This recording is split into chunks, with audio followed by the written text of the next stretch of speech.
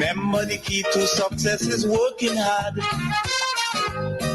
For our country, we must have regard. Forget all your differences, let we start to build. And onward to progress we surely will. Because now, more than ever, we must show the estimates of revenue and expenditure as well as the summary reports presented a lot easier for all of us. A strong and better nation. So, if you want to make his contribution to the debate, that is the main foundation. I suggest that you proceed. Thank you very much, Mr. Speaker, and pleasant afternoon to everyone.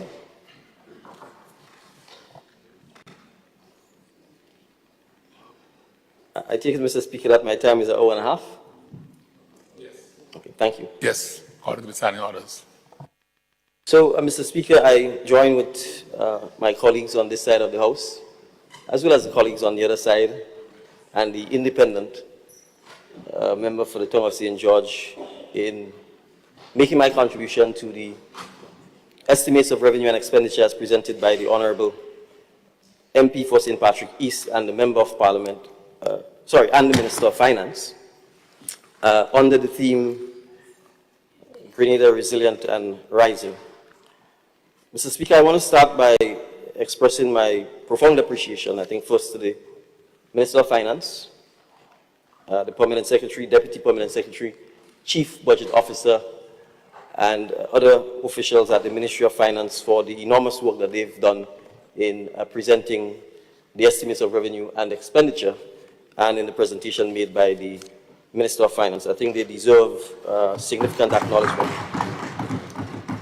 And Mr. Speaker, they did so bearing in mind that we had a traumatic national event of Hurricane Beryl on the 1st of July, followed by significant rainfall that caused significant challenges to us in November, and also in the midst of the piloting of new financial software, particularly the budget software used for the preparation of the budget. And as was disclosed at the Finance Committee meeting, it was the first time that the budget software was being used. It's called Questica, and I want to again thank the team for being able to, with the time constraints that they face, use the software to present the budget. I think, although this is the first time, it is certainly, I think it makes navigating the estimates of revenue and expenditure as well as the summary reports presented a lot easier for all of us. So again, Mr. Speaker, I want to express my gratitude to the Minister of Finance and his team and to commend them for the excellent job done in difficult circumstances. Mr. Speaker, I rise first in my capacity as Member of Parliament for the Virgin Parish, St. David. And I want to start by thanking all of the residents of St. David for the significant support shown to me as MP and shown to Grenada over the last year.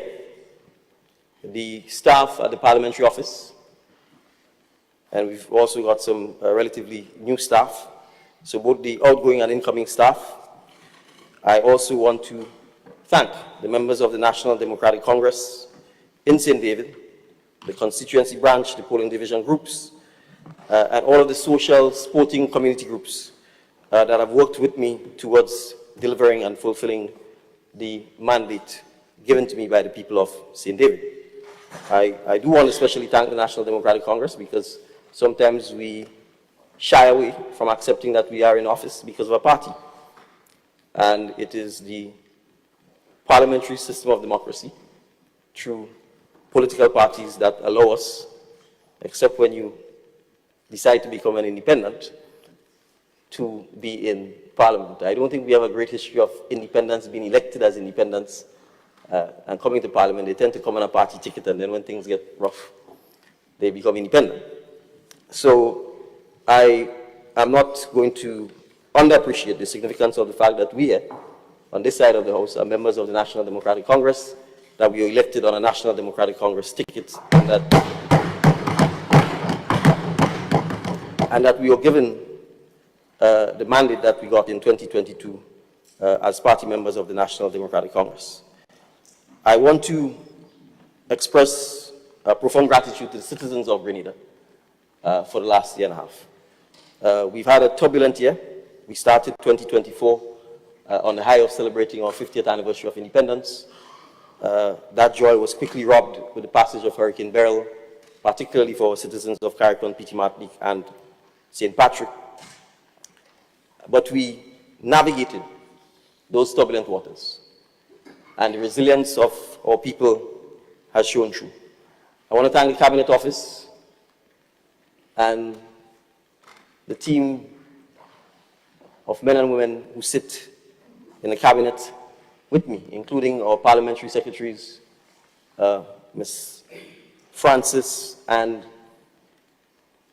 Mr. Quince, and I seek your leave to acknowledge them by name as part of the governance of this country. I could not think of a better group of men and women to be serving at this time with, and I want to recognize and thank them for their fearless service, their unwavering commitment and support to the people of Petite Martinique, Carriacou, and Grenada. And MP for St. George Northeast, I think, summed it up best when he talked about his experience in Petite Martinique and Carriacou and seeing MP for Carriacou and Petite Martinique himself giving away the generator that was sent for him to the elderly home, because we are about putting people first, not ourselves first. And so, Mr. Speaker, this budget is a people's budget, because we are interested in the people's economy. And so, Mr. Speaker, with your leave, since we normally have to quote our references, this is a book. It's one of the New York Times bestseller, and it's called The Deficit Myth. I said before, Mr. Speaker, that if I had to service debt or service the people of Grenada, Carriacou, and Petite Martinique, I will service the people of Grenada, Carriacou, and Petite Martinique. So, Mr. Speaker, if we have to borrow to service the people of Grenada, Carriacou, and Petite Martinique, we will borrow. But, Mr. Speaker, the Minister of Finance in his presentation made it abundantly clear, as clear as outside is now, that the budget is fully financed. And the Honourable MP for the Great South went to some lengths to explain basic accounting in relation to simple concepts like your current account surplus. But we are not hiding and generalizing. We can refer to the actual budget documents, which all of us have in the House. Mr. Speaker, the Minister of Finance made it clear that of the $357 million deficit in the overall fiscal package presented, that deficit is financed first by a drawdown of $287 million from the Consolidated Fund. Now, what does that mean? It simply means, Mr. Speaker, that the government of Grenada has in its bank accounts savings of $287 million that it intends to use to finance the projected shortfall between the revenue it expects to collect in this 2025 and the money it intends to spend. So let me say that again.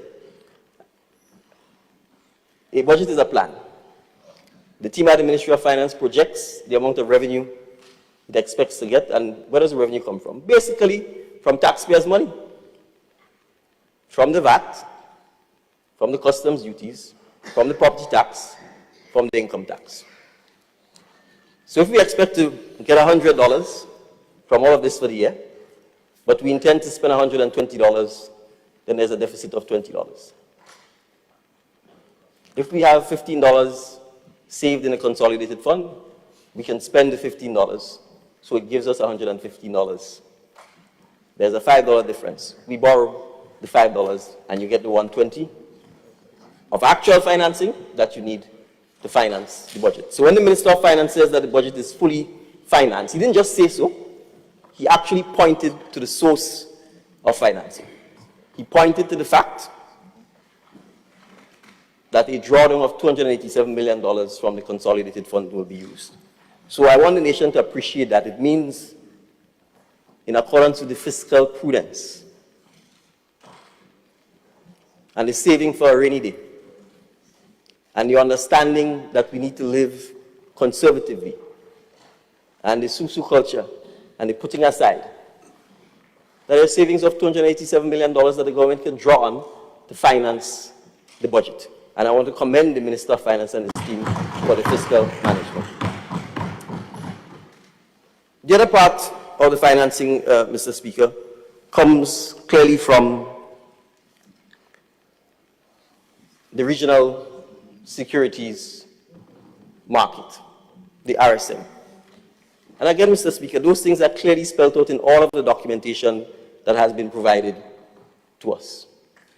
And this is nothing new or novel. Every year, long before we came into office, the government raises money on the regional securities market, and these bonds are refinanced every year at every budget cycle.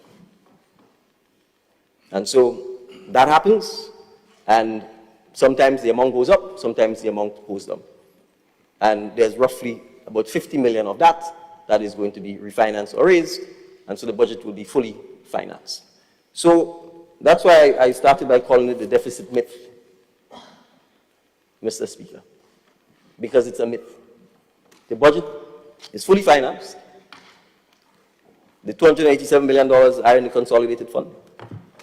And if or when required, those funds will be used to ensure that the planned expenditure of the government can take place. So I wanted to make that clear, Mr. Speaker, because the presentation of the Minister of Finance is clear. All of the documents which were supplied to each member of this Honorable House makes that clear. And so, Mr. Speaker, really and truly, there is a song and dance about borrowing. And although we have not yet sought to consider the hospital loan authorization bill, I will take the opportunity, since we're speaking about borrowing, to deal with this one time. Mr. Speaker,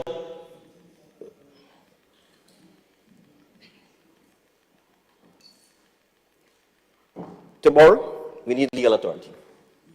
And the legal authority must come from this Parliament. We have made it clear that we intend to pursue the construction of a climate-smart new hospital. To do so, we have to secure the funds for doing so. We're not joking around about this issue. We are serious about it. And therefore, this year, Mr. Speaker, we intend to, if necessary, contract the loan so that we have the financing in place. And hence the reason for coming to Parliament to seek the authorization. So you see, Mr. Speaker, we are transparent. We are clear. We are coming and laying before this House and therefore before the public any borrowings that we need to do. We are not going and trying to, in some back room, raise borrowings or debt on behalf of the people of Grenada without the people knowing about it.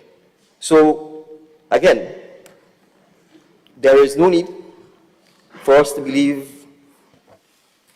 a lot of the noise in the market about whether or not... Is that a point of order? Yes. It's a point of order? Yes. Okay, document.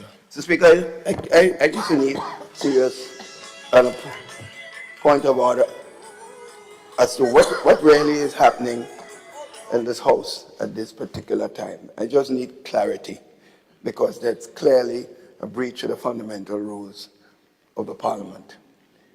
I want to know what is the situation as far as the budget motion mover and who is closing the debate. Who is closing the debate? I just want to know what's happening, Mr. Speaker. The- Because as a serious member of this House, I believe it's necessary for us to obey the rules of the House. All right, the question is asked. Yeah? Yes, I need to know exactly what is happening. Yes. That will determine what I do relative to my own situation in this House at this time. Right. The Honorable Prime Minister has decided that he will be the one to close the debate. Wait, okay, Mr. Speaker, listen, is that the Prime Minister may wish to close the debate, but the mover of the motion has to first decide he has to give the Prime Minister, whoever it is, the responsibility to close. So is the mover of the motion agreeing and deciding that he will not be able to speak going forward?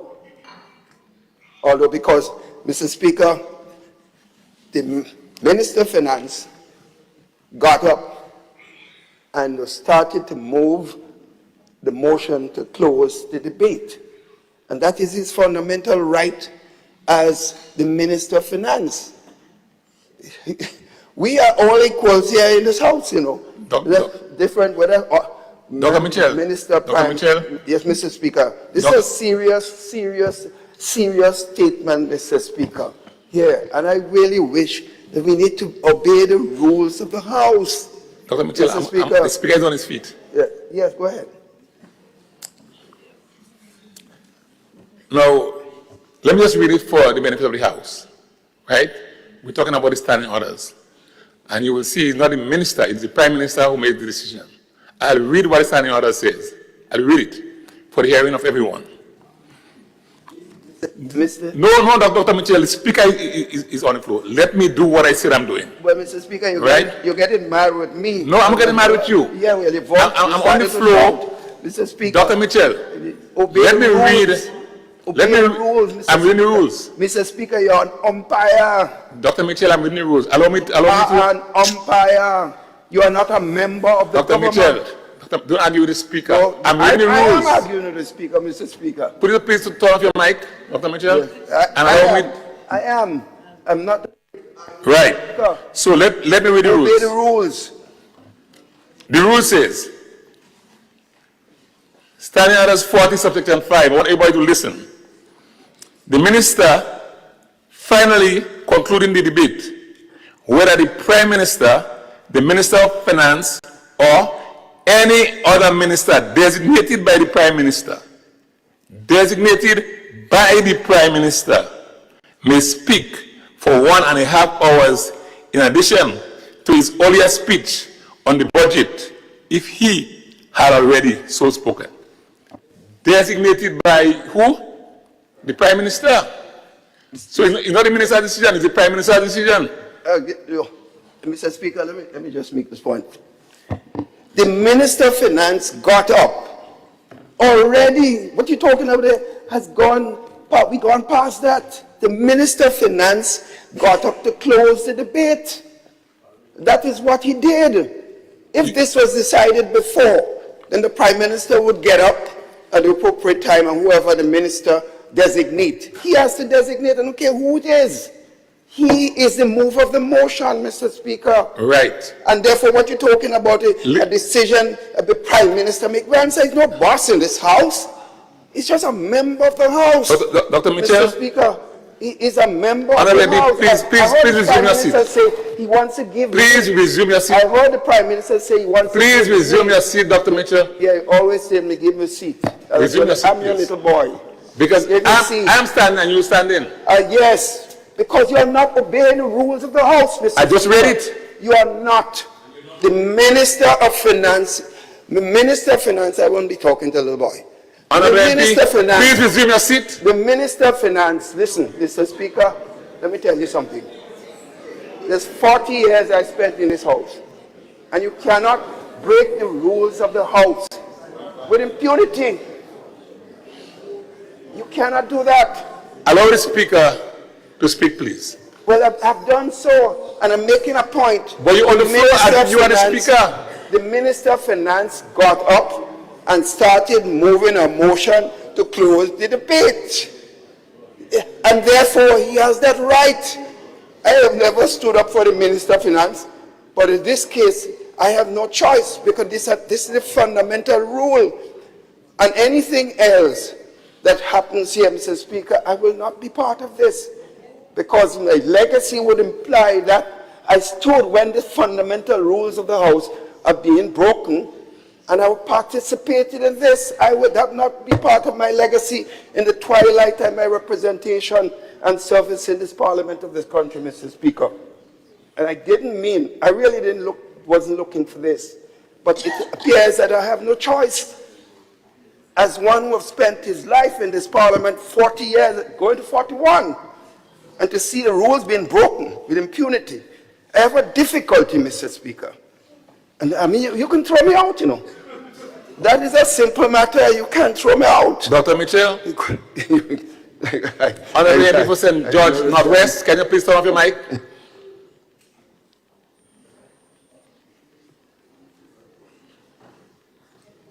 Wow. Honorable Prime Minister, you please proceed. Thank you, Mr. Speaker. Just hold on, Honorable Prime Minister. Honorable Leader of the Opposition. Thank you, Mr. Speaker. Mr. Speaker, I'm rising now on a matter of principle. No. And in relation to... No, it's either for clarity or... So I'm rising on a matter... Or a point of order. Of clarity, the rules are clear. Mr. Speaker. Mr. Speaker, my concern is that one member of this House started closing the debate. Mr. Speaker, for some reason, you were notified of a change. Mr. Speaker, you called the member to you. You spoke to the member.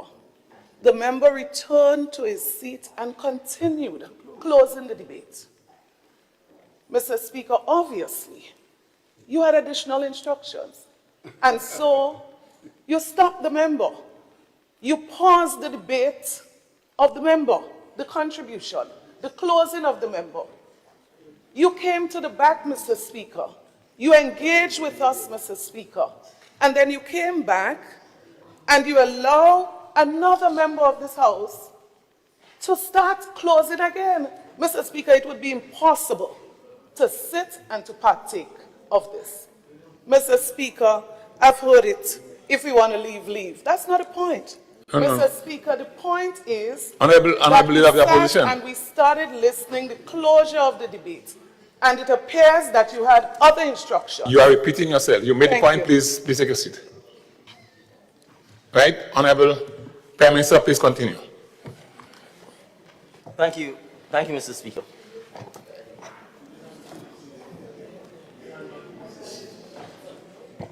Mr. Speaker, I take it we should allow the colleagues to depart.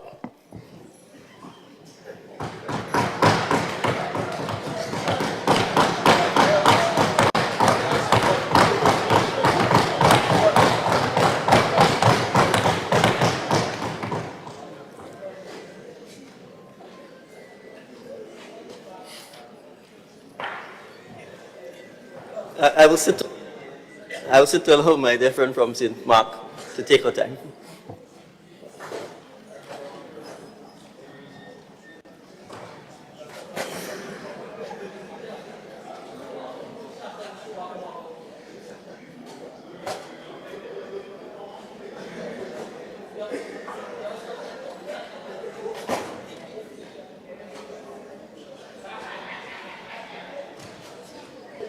I'd like to invite the honourable member for the Tongue of St. George to take over the position of opposition leader since there's no one else in the House. I can do so. But I'd like to thank him for staying and keeping some dignity to the process. So, Mr. Speaker, as I was saying, I was elected by the people of St. David, and so I think it's incumbent for me to start by simply reporting on some of the accomplishments in the parish of St. David. Mr. Speaker, over the period we've built through the, and I want to emphasize this because I heard the MP for the town of St. George talking about caretaker and the MP do this. He said he heard the member for the constituency of St. George Southeast talk about I do this as MP. And I think he knew what the MP was saying is that through the various government agencies, via his representation, they were able to achieve. So I want to keep my language disciplined by saying through the Ministry of Housing, Social and Community Development led by our great sister, Senator Gloria Thomas, and the Ministry of Mobilization, Implementation and Transformation led by the Honorable MP for the Great South, we were able to build 79 homes in St. David during the period. Housing assistance and material distribution were given to 237 persons. The WASH program continued, Mr. Speaker. We, through the pilot stage, constructed 37 bathrooms and toilets in the village of Belial, and we've since moved to the villages of Barrett and Belle Plaine, where 33 units are under construction, and in a small village known as the Coconut, another 13 units are under construction. And I want to pause here a little, Mr. Speaker, to point out, as the MP for the South said, when we build bathrooms, Mr. Speaker, we are not seeking to give our people the worst. We are ensuring that the bathrooms are built, that they're tiled, that they're painted, that the faucets, the sink, the toilets, the plumbing, the septic tank are all done, that the bathrooms are painted, they are built as concrete roofs so that persons can in fact put tanks above the roofs to assist them with rainwater harvesting. And we work with NOASA through an MOU to ensure that they are actually supplied with water. So, Mr. Speaker, when we talk about the dignity of particularly our women and girls, and particularly our senior citizens, we ensure that we move them from a state of open defecation in pit latrines, or sometimes people still bathe in rivers, they still fetch water from the rivers. We can't pretend those things are not happening in far larger numbers than they should be, Mr. Speaker. So I want to compliment the team who are instigating the WASH program, not only in St. David, but the program has also spread to St. Andrew Northeast, Northwest, and I believe Southwest as well. And the report I have indicates, in the case of St. Andrew, that there are over 40 units that are being constructed. The WASH program is being run through a non-profit organization that is partnering with the government and NOASA called Nation Builders Inc. It's a pity that the member of Parliament for St. Andrew East has followed the leader and left the chamber, because she inquired from me during the Finance Committee meeting as to whether any subvention had been given to Nation Builders, and I told her I would report back to her. So even though she isn't here, I hope her constituents are listening, because the WASH program is taking place in her constituency, not because of her, but because of this government which cares for the people in that constituency. And so, for the record, Mr. Speaker, I'm reporting that over the period, $4,535,000 has been allocated as a one-off subvention to Nation Builders Inc. to support the WASH program throughout the various constituencies. So I hope at least that our constituents who are either following the presentation online or in person can hear of the program, and they can continue to look forward to our support for them, notwithstanding the absence of the MP.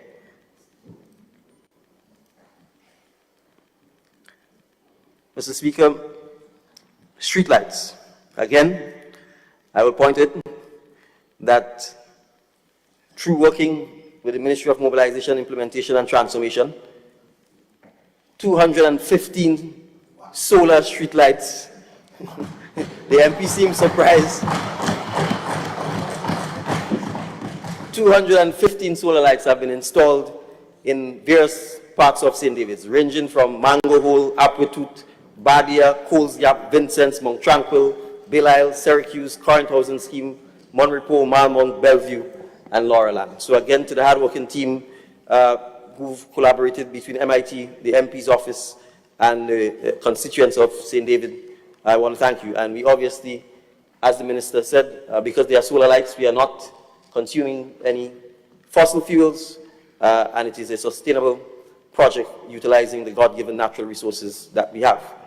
We completed the construction of the Vincent's Community Center on July 25th through the kind sponsorship, first of the Roman Catholic Church, which has allowed us to use the site, and the People's Republic of China in Grenada, and I want to commend them for, both of them, for the support. We refurbished the current community center in June of 2024, and again, that was done through the auspices of the Ministry of Social and Community Development, led by Senator Gloria Thomas.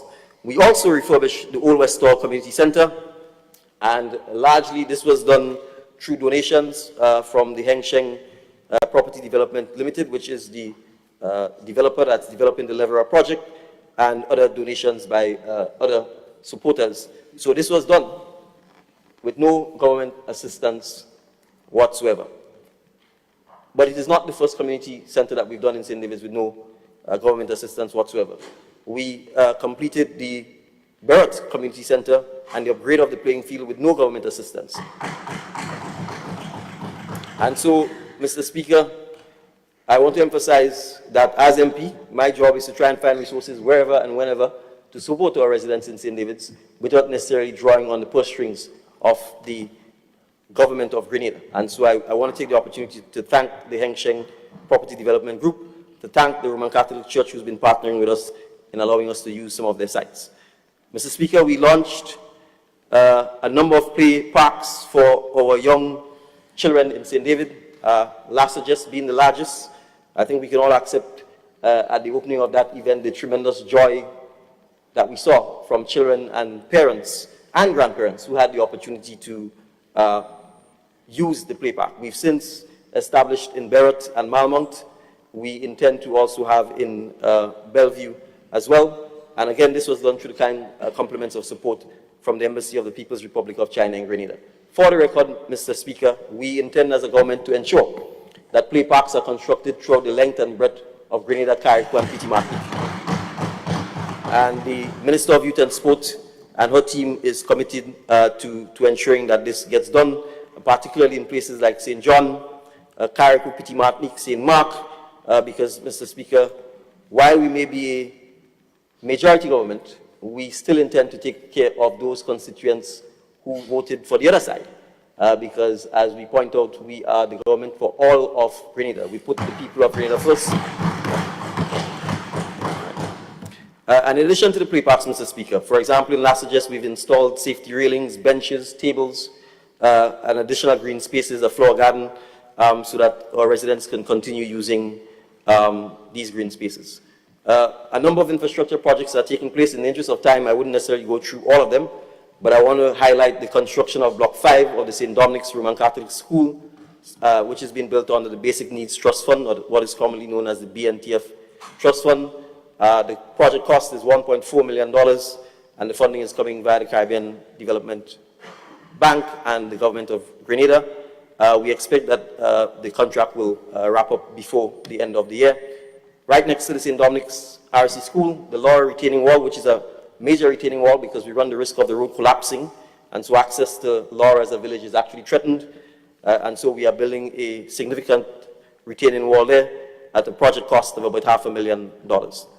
Mr. Speaker, the Minister for Agriculture, the Marine Economy, Forestry, etc., the Honorable Lennox Andrews, and Member of Parliament for St. Andrew Southwest, has been very keen to ensure that the land, we have a lot of regularization to do, Mr. Speaker. We have public service regularization to do. We have land regularization to do. And so the Lacalome village. Now, Lacalome was a settlement built via the compliments of the Bolivarian Republic of Venezuela. since post-Hurricane Ivan. The homes were built and persons were allowed to take possession of the homes. But some 20 years later, people are still without title for these homes. And so the minister and his team, together with the MP's office, is working to ensure that we can quickly regularize the situation and give persons the opportunity to own their homes, and to ensure that they're empowered and that they can mortgage it, they can improve it, they can sell it, they can pass it on to their loved ones when they depart. Mr. Speaker, the Minister of Agriculture and his team distributed in excess of $23 million to farmers and fisherfolk in the post-Hurricane Beryl income support program. For the district of St. David and St. George South, some 627 farmers received checks totaling $3,064,500 in income support. I have the other statistics, and I will simply use it because although I'm the MP for St. David, I'm also the Prime Minister, and it's important because I want everybody to appreciate everybody got. In the case of St. Patrick North, some 1,326 farmers received payments totaling $7,029,000. In the case of St. Andrew, which is known as the Eastern Zone, some 2,130 farmers received checks totaling $10,863,000. And in the case of the Western Zone, St. George, some parts of St. George and St. John West, some 522 farmers received checks totaling $2.7 million for a grand payout of $23,899,500. Nursery managers and agro-processors also benefited under this program. In the case of agro-processors, 44 received checks totaling $202,500, and 9 nursery managers received checks totaling $40,500. So, Mr. Speaker, when we talk about supporting farmers, and when we talk about recognizing that they would face the hardship brought on by Hurricane Beryl, and when everybody wants to know what happened to the CRIF money, and spend the money, we spent the money. We gave it to our farmers, to our agro-processors, and to our nursery managers. Mr. Speaker, we have in St. David's distributed assistance to a number of persons, all through donations and support from individuals. To underprivileged students, we've distributed 30 laptops. We have distributed over 165 back-to-school supply packages between the September period. We have distributed over 75 post-Hurricane Beryl hampers to persons who were impacted. Christmas time, we distributed over 800 Christmas hampers, totaling a value of $100,000. We've executed for our kids tree lighting events in the parish and distributed over 500 toys to children. We sponsor our sports, all primary and secondary school sports we contribute towards the sponsorship, including the Crowshoe Primary School, which is in St. Andrew Southeast District, strictly speaking. So whether it's the relay meet, whether it's the football clubs and the supplies, whether it's support to the Malmung Fashion Design and Training under the Ministry of Social and Community Development. I want to spend a little time speaking about this, Mr. Speaker, because this is a training that was organized by a volunteer public servant who offered to volunteer time to organize the training, to get the trainers, to coordinate the program, to make sure that we can get the NTA approval for certification, to do all of the work necessary without being paid, to give young women, middle-aged women, and senior citizens women the opportunity to learn to sew. And when I went to visit them, one of the older ladies said to me, "Thank you for not having this automatic youth 35 age and under program," because she always wanted to sew and had never received the opportunity. And now she's probably in her 60s, was getting the opportunity to pursue something that she always wanted to do. And I highlight this, Mr. Speaker, because in Grenada we need to learn to train and retrain and constantly learn. The notion that school and education is only for young people is something that we need to push back against. So this training is nearing completion, and we expect that they will be certified, and I have given a commitment to them that I will support them in forming a cooperative so that they can actually form a business and offer their services to the public, because it is difficult to find someone to alter a pants, a shirt, a shoes in Grenada. And so we need to encourage these women. And many of them, Mr. Speaker, are persons who dropped out of school, got pregnant in school, who themselves are still suffering physical and domestic violence and abuse, so we need to be able to support them. We in fact have one donor already who has offered to help support the cooperative, and they are simply waiting on us to be able to continue the support for the women. Support for life skills and training under the Ministry of Social and Community Development, and I want to highlight projects such as the Stop and Think with Dr. Neil Chaitan, which has been held at the Current Community Center to address young men, to ensure that we can enable interventions from young men who are at risk or who may have anger management issues, to ensure that the risk of them getting into contact with the criminal justice system is minimized. And yes, to the MP for the town of St. George, we welcome your recommendations that it is about crime prevention and early intervention as early as possible, because by the time it gets to the police, we are dealing with crime. And we are dealing likely with criminals, and by then it is too late.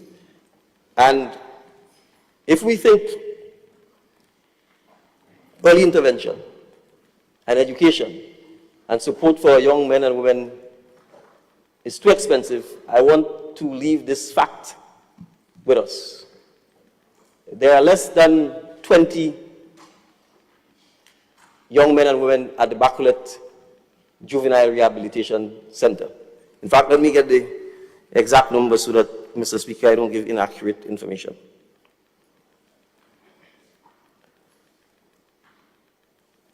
But to house these and take care of 18, so the number is 18.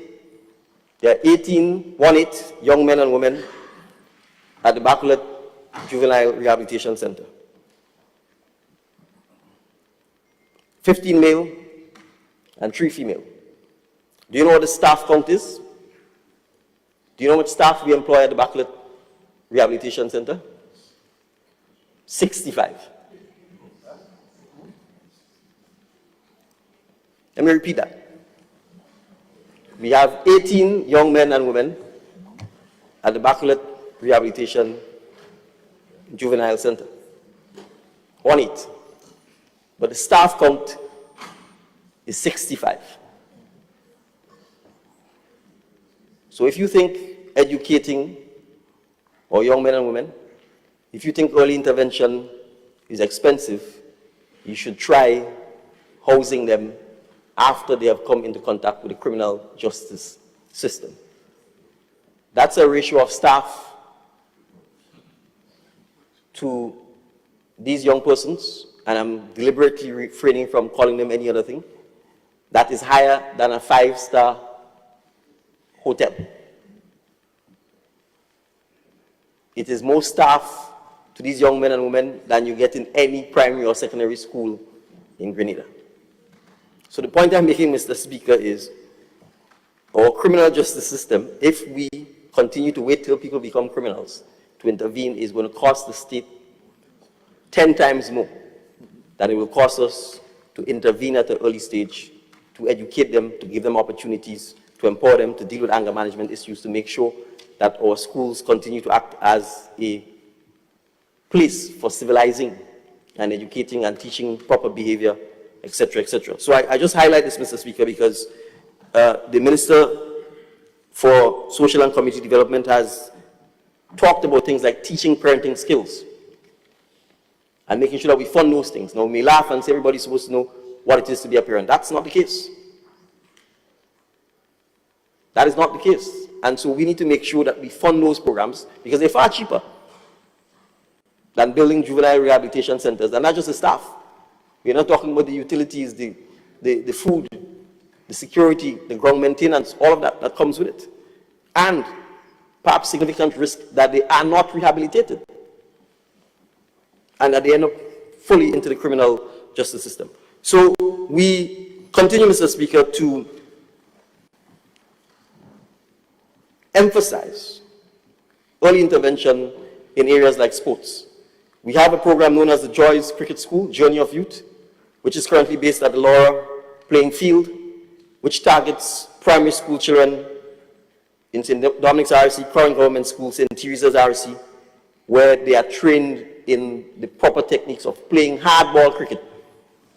Not softball cricket, not windball cricket. And I say hardball because we need to build resilience and competitiveness into our young men and women. And cricket is a professional sport with more opportunities for a professional career than ever before in the history of the sport. It is an Olympic sport. It will be at the next Olympic Games. There's an opportunity for Grenada to have its own Olympic team, cricket team.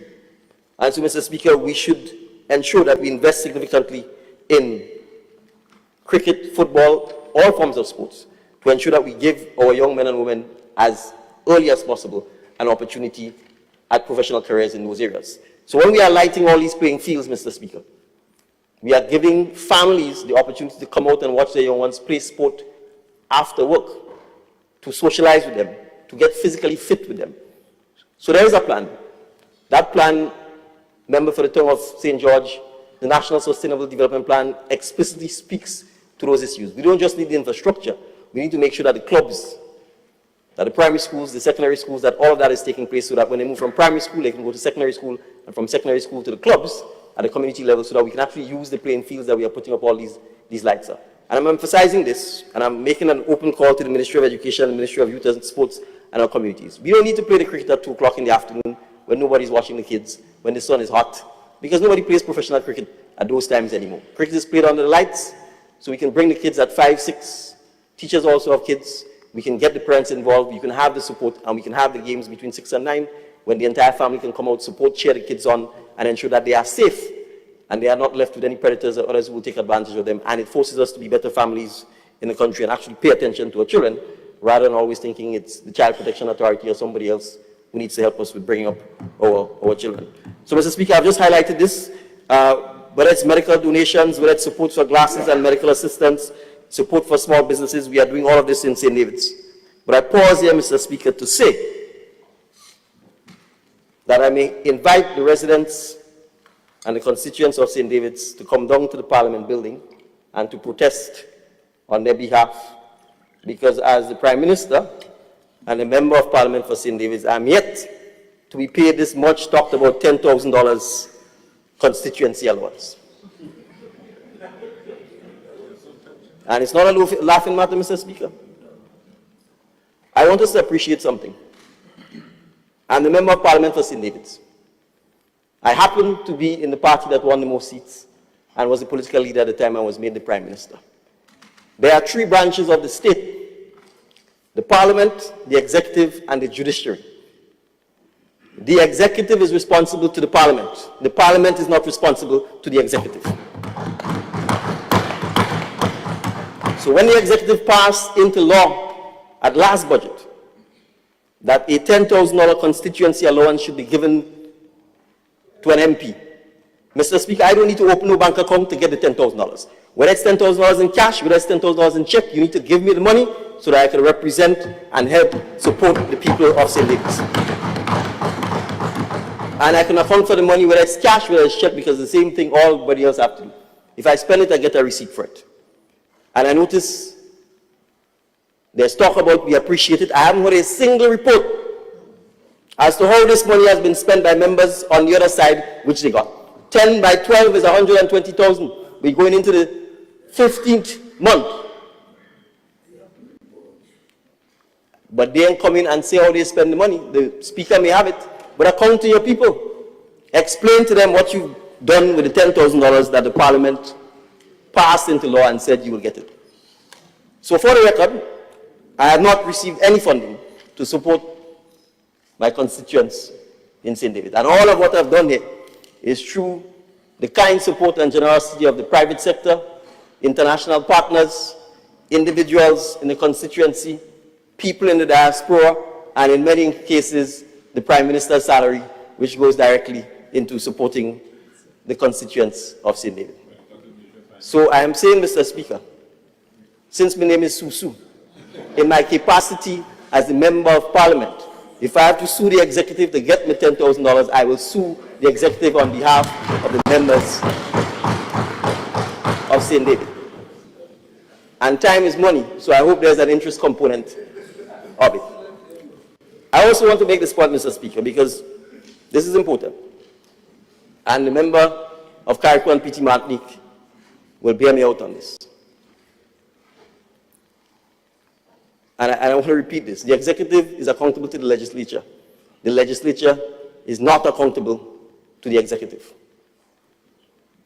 We have no local government in Grenada, Mr. Speaker. So the executive operates from a centralized bureaucracy. And because of that, in many instances, it does not have the capacity, and my friend talked a lot about capacity, to be immediately responsive to the needs of constituents. And I'm saying that's a fact. But we cannot not address it. So when someone's house burns in St. David, they don't run to the Ministry of Social and Community Development. They come to the MP's office. And the Ministry of Social and Community Development door closes at 4. But whether it's 2 a.m. that the house is burning, or 11 p.m., or 10 a.m., fire never seems to happen during the day. It's always in the night. They will call the MP. And you're expected to provide some form of immediate relief, whether it's food, whether it's clothing, whether it's finding a place for them to stay temporarily. And so if the MP offices are not given resources to address some of those needs until we get to the point where there's local government, then we will continue as a state to be non-responsive to some of the immediate needs of our citizens. And this is a serious matter. In fact, sometimes the Ministry of Social, Housing and Community Development does tell them, go and ask the MP. Well, we don't have a $70 million budget. The Ministry of Social, Housing and Community Development has it. So the point I'm making, Mr. Speaker, is that when we talk about strengthening the ability of members of Parliament, and I'm not saying on this side, I'm saying all members of Parliament, we need to address those issues. So you'd see, Mr. Speaker, that the Minister of Finance wisely proposed that MPs' offices should have a motor vehicle attached to the offices, because you have to run up and down the constituency to meet with the needs of your constituents. We don't have that currently. So, Mr. Speaker, these are just some of the reasons why we need to strengthen the ability of members of Parliament to deliver. I think for the first time, a meaningful salary of $5,000 was offered to members of Parliament last year by this government. And it blows my mind that there are members serving on the other side for 20 plus years. Not just the, well, now former opposition leader. The member of Parliament for St. Mark, the member of Parliament for St. Andrew Southeast, the member of Parliament for St. Andrew Northeast is now a double server. Was it that difficult then to recognize that you need to empower MPs? If you don't empower the MPs and you don't give them resources, it affects the quality of persons who put themselves up to serve. Because you see, what will happen, Mr. Speaker, is that you will never be able to be unshackled and to speak truth to power, because you know if one man controls all the resources, and those resources come via the political process, because you don't have a salary as an MP, you don't have a constituency allowance, then you can't say anything. You can't get up and say, when you decide not to pay the teachers what you agreed should be paid to them, and they're marching up and down, even though you are a former teacher, even though your children are in Presentation College and have been taught by these same teachers, you cannot stand up as the Minister of Education and do what is right and say, this is wrong, I will not stand for it, pay the people, let us stop the dispute, because you know if you do so, you have no salary as an MP, you have no constituency allowance. I didn't have to do this, Mr. Speaker. We could have said, you know what, now the shoe's done, let us squeeze them. Let us do exactly what they would have done if they were in opposition. But we are here because we recognize we need to strengthen democratic governance, and that starts with the Parliament. And it starts with the relationship between the constituents and the members of Parliament. So, Mr. Speaker, the point made by the Minister of Finance about strengthening governance, particularly at the parliamentary level, is important. And I will say one more point and then move on this. Mr. Speaker, I had no parliamentary office in St. David for months. You know why? I have to go and look for a building as a member of parliament. I should not have to do that. I didn't have to go and look for an office as the prime minister. The ministers don't have to go and look for an office as the ministers. In fact, the Constitution only recognizes two ministerial positions, the Attorney General and the Prime Minister. Everybody else could be minister with the portfolio of the Prime Minister if he might could say no other ministers beyond the AG only.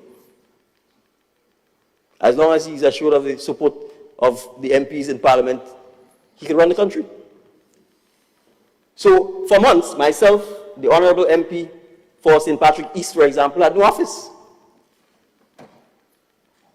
Eventually, I had to find some building in Penmutter Junction, not most suited, go up steps so senior citizens, physically disabled persons are challenged. Downstairs is a supermarket, all kinds of things. This is where people come to see me as the MP. And we pay rent to a private person, and that is the current situation for almost all of the MP offices. Mr. Speaker, if the Parliament has a permanent home, MP's offices should be owned by the state, should be a permanent home, and when you're no longer the MP, you walk out with your personal belongings, and a new MP comes in. So I'm saying from a parliamentary democracy perspective, we go into all our seminars and all these kinds of things. We're learning all about the text and interpretation and so on, but we need democracy in action, not just in theory. So I'm saying there should be permanent, state-owned facilities that can accommodate the elderly, the physically challenged, the vision impaired, that are permanent homes for the parliamentarians. It's not yours, you serve, this is the office. You lose, the incoming MP has the opportunity to do so. It will save a lot of money because you don't have to go and worry about getting the new furniture again every time. You don't have to worry about people, as happened, mixing up the MP's office with their party political offices. Mr. Speaker, even now, as we speak, we have a court case going on. When the former administration decided to contract out the function of the parliament by giving a management contract. And the matter is sub judice, so I wouldn't say more than the fact that the court case is going on.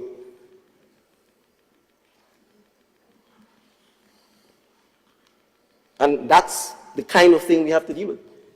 And I'm saying here, so when I talk about my wanting to ensure that we distinguish between the three arms of the state and the capacities in which we serve, it is to strengthen parliamentary democracy.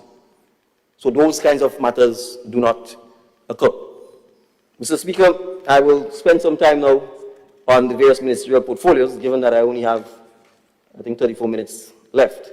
I don't know with the debacle that happened here, whether the clock was running or not. So if it was running, I'd expect that I'd be given back my 10 minutes or so. I sat patiently, I did not interrupt because I didn't want to contribute in any way, shape, or form to the bacchanal.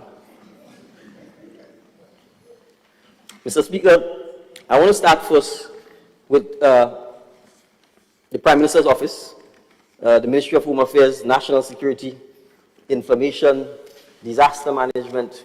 It's a lot, Mr. Speaker. But I want to highlight some of the departments that sometimes get forgotten.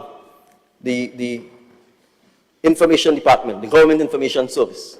Mr. Speaker, we've spent some time, it took a little longer than we would have liked, in seeking to reorganize and build the capacity of the Government Information Service, both by bringing new personnel, new and improved equipment, and by enhancing the terms and conditions of service of the employees of the Government Information Service. And I want to commend the Department of Public Administration, P.S. McQuilkin and her team, the Press Secretary, and the team at the Government Information Service for the fantastic job they did during Hurricane Beryl.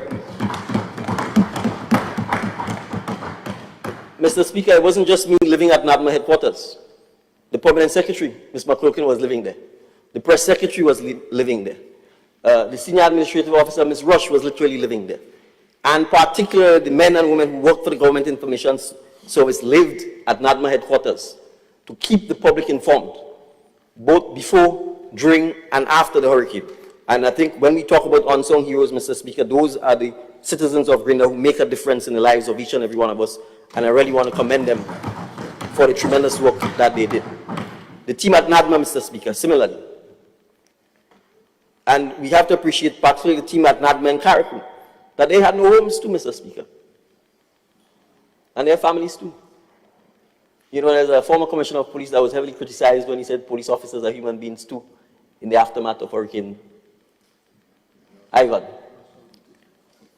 But those human beings too stayed the course. They did not abandon their post, and they continued working for the people of Grenada, Carriacou, and Petit Martinique in very difficult personal circumstances where they themselves were impacted by the hurricane. And I want to thank them again and thank all of the volunteers who helped with the cleanup process, who donated food, clothing, shelters. There were residents of St. David who went up to support the initiatives and NADMA in Carriacou. It was not always smooth sailing. There were clearly times when everybody's nerves were frayed. It was a very stressful period, but at the end of the day, what it was showing, Mr. Speaker, is the resilience of Grenadians and a recognition that when the chips are down, if we come together, we can ride out the storm. And so when we talk about the resilience, it's not a fanciful word, it is the reality of what many people went through. So the National Disaster Management Agency, Mr. Speaker, we are planning to transition into a full-fledged statutory body.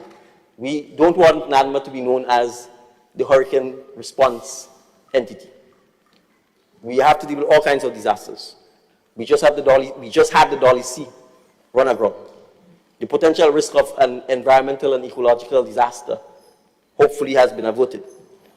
But we need to have an agency that has a wide overarching, preventative, proactive, and fully responsive ability to cope with all types of disasters. We had an enormous drought, 15-year drought in the first half of 2024, and immediately after that we had the hurricane, and a couple of months later we had the flooding.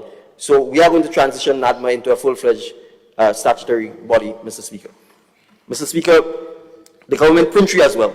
I want to highlight them because, again, these aspects of the government that many people don't pay attention to, but without the printry, we can't even pass the laws, Mr. Speaker. And again, when we got into office, the printry was a river.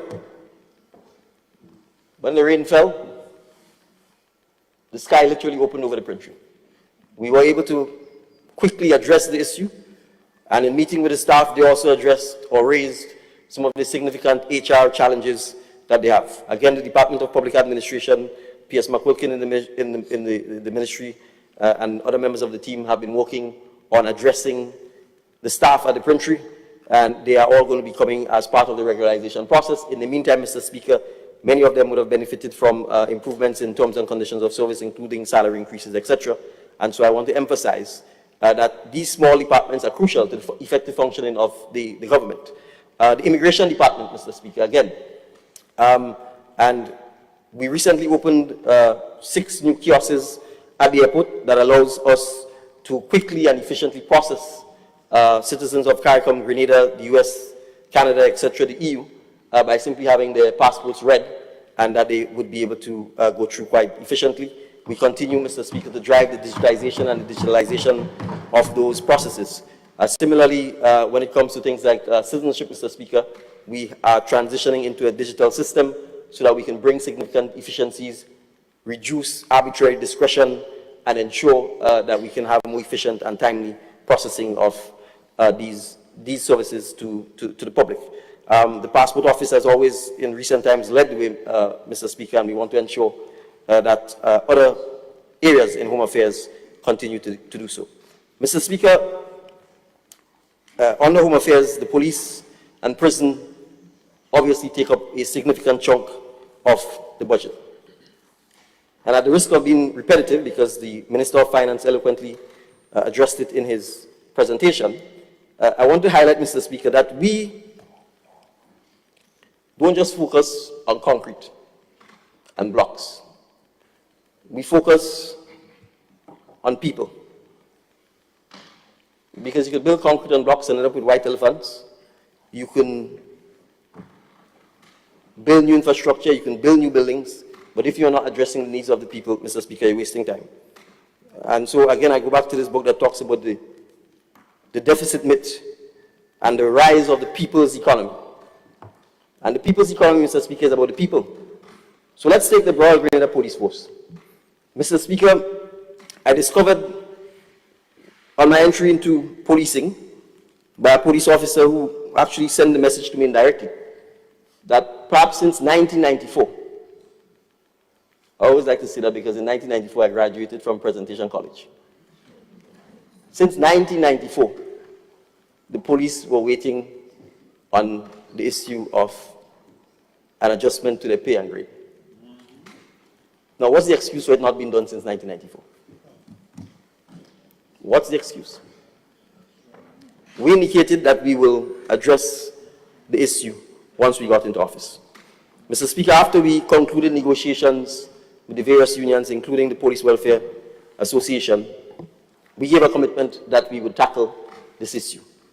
And it is bittersweet because we are happy that we've been able to tackle this issue, Mr. Speaker. But it is mind-boggling that something as simple as pay and grade would have taken 30 years to be addressed. That's an entire generation of policemen. So if you joined the police in 1994, you're 30, you retired now. And it wasn't addressed. So I want to thank the members of the Police Welfare Association, the Department of Public Administration, the Ministry of National Security for ensuring that we were able to finally bring resolution to this matter. So, Mr. Speaker, an allocation of $6.5 million has been put in the 2025 budget to address this matter. The average constable, which is the lowest rank, the average constable, Mr. Speaker, is going to be benefiting by a pay adjustment in excess of $700 as a result of this. But we didn't do just that, Mr. Speaker. We addressed, I don't know how long the police headquarters has been on the foot. I think even as a little boy, I always wondered how the police headquarters could be on the foot, since it's one way in, one way out in a narrow road, because to me, if you want to take down High Command, you just have to block the road. But, Mr. Speaker, I want to first thank the Minister for Mobilization, Implementation and Transformation, because he, as part of ensuring that the Tourism Competitiveness Project, which involves the refurbishment of the fort, and obviously the police headquarters could not remain there, was instrumental in ensuring that the energy needed to get this going happened. I also want to thank the Permanent Secretary in the Ministry of Finance for supporting this initiative. Because you know what is usually the easy thing to do, Mr. Speaker? Go and rent a building. That's always the solution. Go and rent a building someplace that's inappropriate. Go and build another temporary wooden building someplace that's inappropriate. But the Permanent Secretary in the Ministry of Finance and his team supported the request for us to, in fact, buy a building, refurbish it, and put us in a position to move the police headquarters. So, Mr. Speaker, and I want to say this wasn't budgeted for in 2024. We did the reallocations from the funds, and so I believe the Commissioner of Police and his team are due to have an official handing over ceremony at the end of this month. And so, again, I'm making the point. It is both infrastructure and it is both human resources that will make the police effective.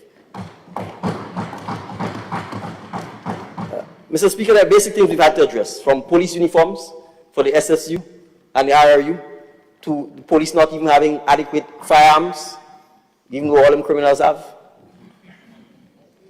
to not having the fingerprinting machinery that is required to make sure that all of the burglars that my distinguished colleague represents can be given their fair day in court. All of this, Mr. Speaker, we have invested in the police in 2024. The Grenville Police Station, again, Mr. Speaker, we have moved, we have found the building, we are renovating it so that the police can move. I spoke to the contractor today, and I've asked him to do everything in his power to accelerate the completion of the building so that hopefully by the end of this month as well, this building, at least the major infrastructure work, will be completed. So, Mr. Speaker, we have a lot more to do. Victoria needs addressing. The Coast Guard base is an absolute must for this year. There was a fire there, Mr. Speaker. The base has never properly been addressed since the fire, and the conditions under which the men and women at the Coast Guard operate is not acceptable. We understand that, and we will certainly do everything to accelerate this happening in this budget cycle, Mr. Speaker. The prisons, Mr. Speaker. The Commissioner of Prisons always says, not just this one, but the non-retired Commissioner also said that they feel oftentimes that they're treated as a stepchild. I've indicated to the Commissioner and his team that they are not stepchildren, and that we appreciate that the prison, in a sense, is the single biggest concentrated security risk to the nation. So we don't underappreciate the significant job that the prison officers do. And so, Mr. Speaker, we have begun and have made some progress in identifying within the existing site a location where a new prison will be constructed. We have done some very conceptual architectural drawings. We are looking at getting to the point where we can have estimates of what this will cost, and then thereafter that, obviously, we'll have to go through the financing and the procurement process. Mr. Speaker, I want to emphasize these things because, you know, people talk about there's no transformation and all you're talking and etc. I want to start off by saying I'm happy to place on record our appreciation for the governance of the country over the last 40 years and for all those who chose to serve, because it's not an easy thing.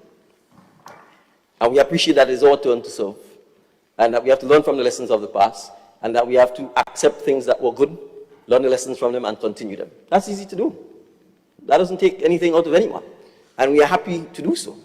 So any project that we met, which we recognize is good and needed to be accelerated or continued, we're happy to do so. That's why the tourism competitive project is going.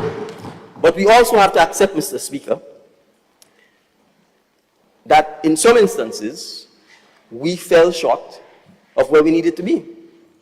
And so when you have a prison system and a building that was built God knows when, 1800s, serving as the prison today, there's no excuse for not having had it addressed earlier. Because as the Honourable MP said, if you left a pregnant treasury, why you wanted the gestation period to be beyond 9 months? Why wasn't the prison addressed? Why wasn't the pay and grade addressed? Why wasn't the police headquarters addressed? Why wasn't the Grenville police station addressed or addressed adequately enough? So what we want is to hear your recommendations, having had the experience, having seen where you had challenges, so that if you genuinely believe in Grenada, we can take the matter forward. So I was happy and heartened to hear the MP for the town of St. George talk about some of the areas where he thinks there could be collaboration, transportation being one of them, and I will come to that. So, Mr. Speaker, all we are saying is, if, as the distinguished foreign minister said, the opposition leader does not want to have an illustrious and distinguished career as opposition leader, then what we need are the actual proposals, the vision, the recommendations for how, where, and when we can actually do things better for the development of Grenada, Carriacou, and Petit Martinique. Not Aseta Rarara and Riri. Actual ideas, concepts, because you have the experience, you've had long experience, you've had the benefit of no opposition, 15 seats, you could have changed the constitution, you could have done this, you could have done that, you could have given MPs a salary, you could have given MPs a permanent home, etc., etc. So we know we will not always get it right. We know that there are significant capacity challenges in Grenada, not just in the government, and we have to be able to tackle those things together. So if we want to lift the level of the debate, let us lift the level of the debate. I want to go on record by saying I indicated to the Speaker that I was happy to give some time for the member for St. George Northwest the opportunity to enter the House so that he could have his contribution. It's one thing if he wasn't on the compound, but clearly he was on the compound. Mr. Speaker, I could have predicted this was going to happen here. I knew this was going to happen. Because it is always about moving along and wanting to have the last say and get the attention and distract from the substantive debate. So even though he's conceded and made someone else the opposition leader. The attention must still be on him. And if that can happen, then all hell has to break loose. It's like the little boy who played cricket, and when you bowl him out, he take the stumps and you run up and say nobody else will. But the cricket pitch was right behind St. Dave's RC School. And I dealt with a lot of fellas who used to be just like that. And as little as I am, if we had to run them down behind the cocoa and get back the stumps and put it back and the game had to continue, the game had to continue.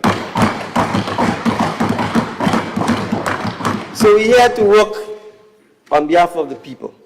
And I noticed anytime it gets past 4 o'clock in the afternoon, 5 o'clock in the afternoon, maybe it's hunger, so some people always want to run home. But I said the last time, it gets cooler in the night, and that's when your energy should get up, so we could work a little longer on behalf of the people who put us here. So, Mr. Speaker, I want to jump to the issue of transportation. I want to thank P.S. Brown, P.S. Ronald Jones, P.S. Lawrence and Louis, the chairman of the Transport Commission, Attorney at Law Francis Paul, Deputy Chair, Ms. Jasmine Alexander, and the entire Transport Commission team.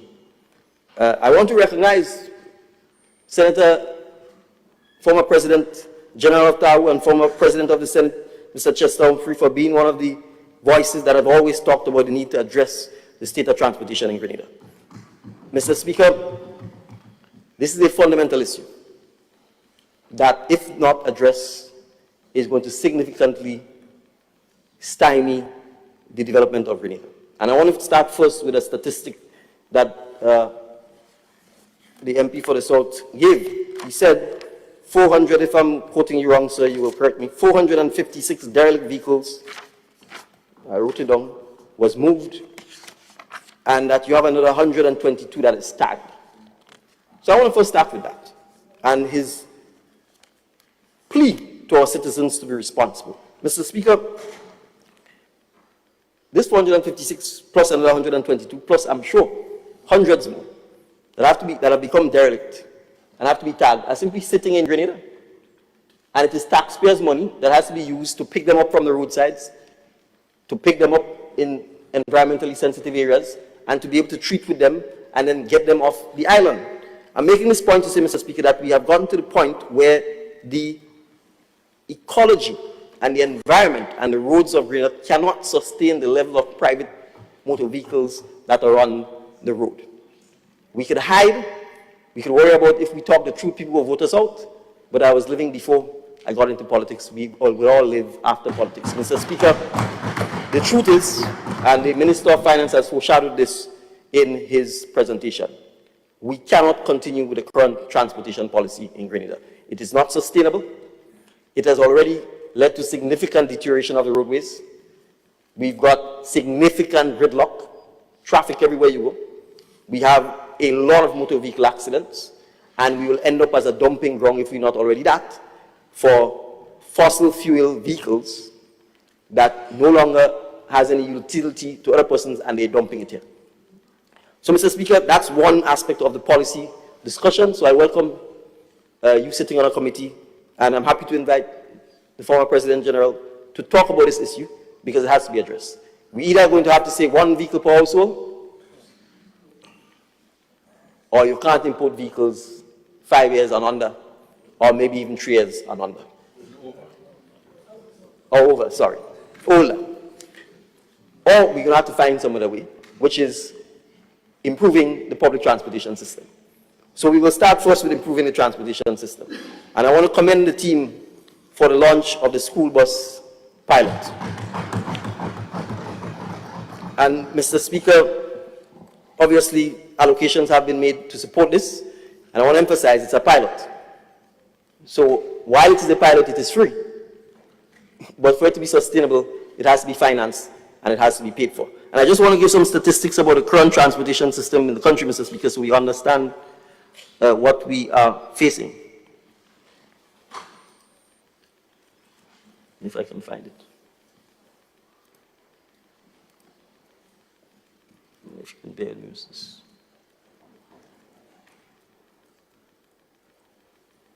All right, well, I will have to go on memory, and if I'm wrong, I'll ask the Permanent Secretary to correct me.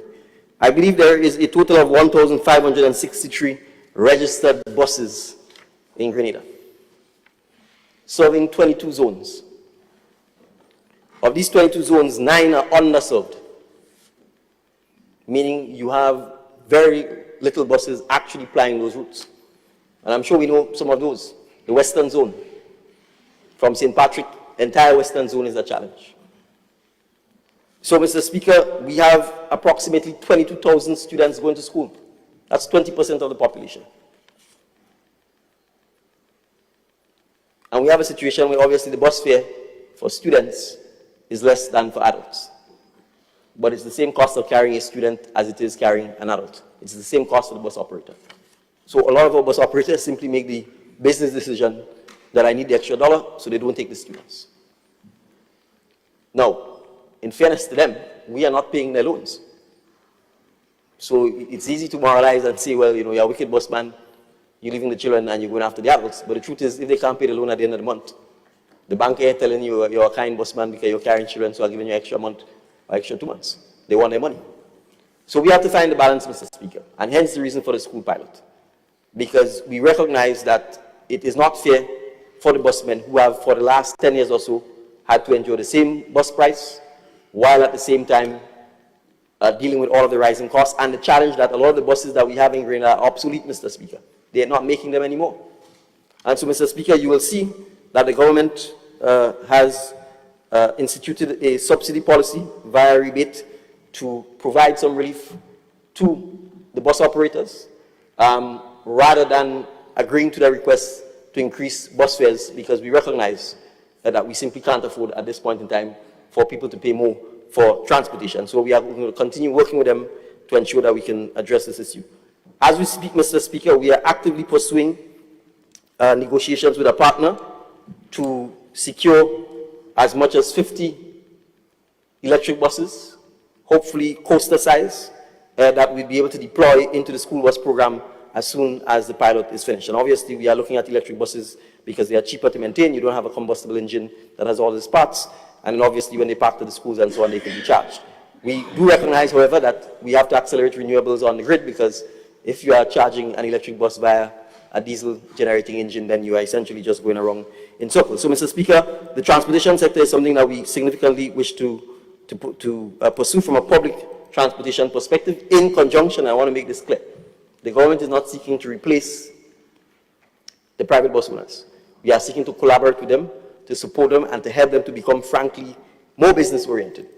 Because I've said to a lot of them, you can drive bus all your life. If you don't have insurance, NIS, if you don't have a savings plan, if you don't have a retirement plan, when your back give away and you can't sit on the bus and you turn 60 or 70, you're coming back to the government and ask for seed or ask for some kind of assistance. So we need to get them to the point where they understand that they have to run a business as well, that they have to have health insurance, that they have to have pension, retirement, saving schemes, right? That if they in fact form a cooperative, as I've been advocating for them to do, it puts them in a position to negotiate with the government better, to even get joint services in terms of mechanics and the servicing and joint procurement of parts and all those kinds of things. So there's a lot of work to be done, and we are not here to replace them or compete with them. We don't have the capacity, but we are seeking to collaborate with them to make sure that we can make this a unique and successful pilot for the people of Grenada. Mr. Speaker, if I may move quickly to the Department of Public Administration. And again, I want to thank the team, because, Mr. Speaker, you know, we've had this significant disruption of the hurricane, yet still some of the significant accomplishments that we set up have been met by the Department of Public Administration. We were able to pass the new pension, Contributory Pension Act. Now, Mr. Speaker, some never thought it would happen, because they think we operate as the MP said, where they come and they do a busy piece of road for you just before elections, and then they run away. They did the same thing, you know. They in 2013 or 2018, they said they would do all kinds of things for the public servants, etc. After the elections, they went back to challenging the court cases, to not wanting to pay the pension, etc. So I want to emphasize that the new Contributory Pension Act, Mr. Speaker, is a historic piece of legislation. And I would dare say, since the National Insurance Act, it is perhaps the most single important legislation for pension reform in the history of Grenada since the National Insurance Scheme was introduced. And as we said, it is designed not just for public sector workers, It allows statutory bodies to come on, and eventually we believe it will allow private employers who are either too small or don't have the scale to have their own private pension plans to be able to join this plan. And as we said, pensions are a form of saving. It's an opportunity for the funds to be invested and to drive economic activity and to drive employment as well. So again, I want to commend the team for being able to accomplish this. But this is linked, Mr. Speaker, to the regularization process. And I just want to emphasize the numbers again, because you see, when people want to make mischief, they're going around and saying, you say, I stroke a pen, you stroke a pen, you can regularize everybody, you stroke a pen, regularize everybody. I never said that. I said there should be one public service. And I will say it again, there should be one public service. You can't have people sitting side by side on radically different terms and conditions of employment and expect them to perform the same. So, Mr. Speaker, we don't have to hide or not be committed to the issues we said we would accomplish. And I just want to emphasize the numbers in terms of the pension regularization, Mr. Speaker. So let me just simply get it here again. You have to repeat things, lest people forget. So first I will start by saying we paid in excess of $75.1 million in retroactive pensions. And everyone who since retired then now have their pensions. If you look, Mr. Speaker, at the expenditure, you would see that pension makes up about 7% of the total expenditure for this budget, for the proposals for 2026 and 2027. So, Mr. Speaker, the public sector regularization process has led to 455 officers being confirmed. Let me repeat that, 455 officers. Phase 2 is targeting 1,262 officers who are holding Public Service Commission contracts, Government of Grenada contracts, ministry letters, and daily paid instruments. And I want to emphasize this. You heard the terms Government of Grenada contracts, ministry letters, daily paid instruments. Many of these people, Mr. Speaker, could not even enter the door of a financial institution, whether it's a credit union or government, with these instruments.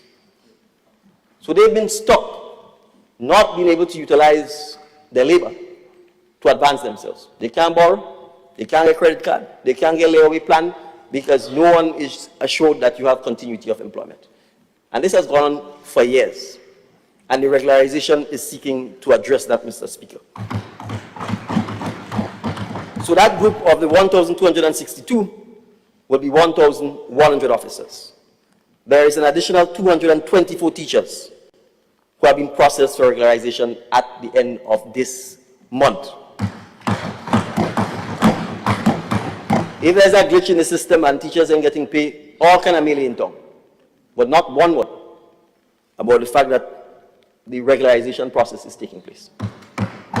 So, Mr. Speaker, I want to emphasize that there is still another 3,316 workers who are holding contracts for service and who are labeled as Imani trainees who are to be regularized by December of 2025.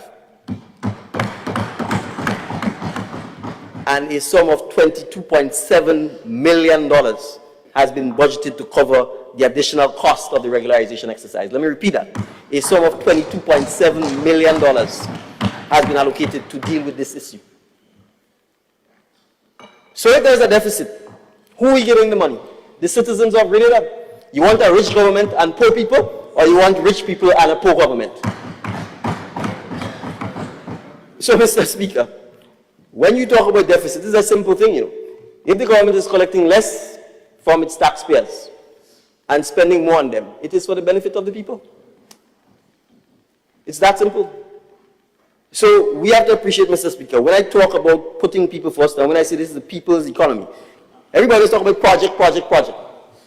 Concrete, concrete, concrete. Steel, steel, steel. We are investing in our people.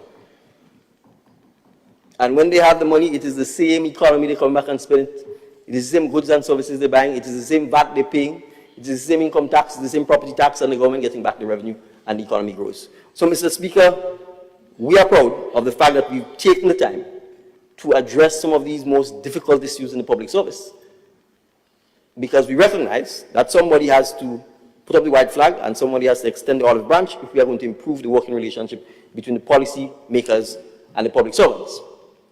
But having said that, Mr. Speaker, I'm going to say it openly, we also need our public servants to become more productive. And we also need our workers in the country to become more productive. We are not going to be able to grow this society by saying, government, give me things. Because the government has to get it from somebody. And the only people they could get it from is the people who are working and the people who are productive. And there's no way around this issue. We have to become more productive. We have to learn to use technology.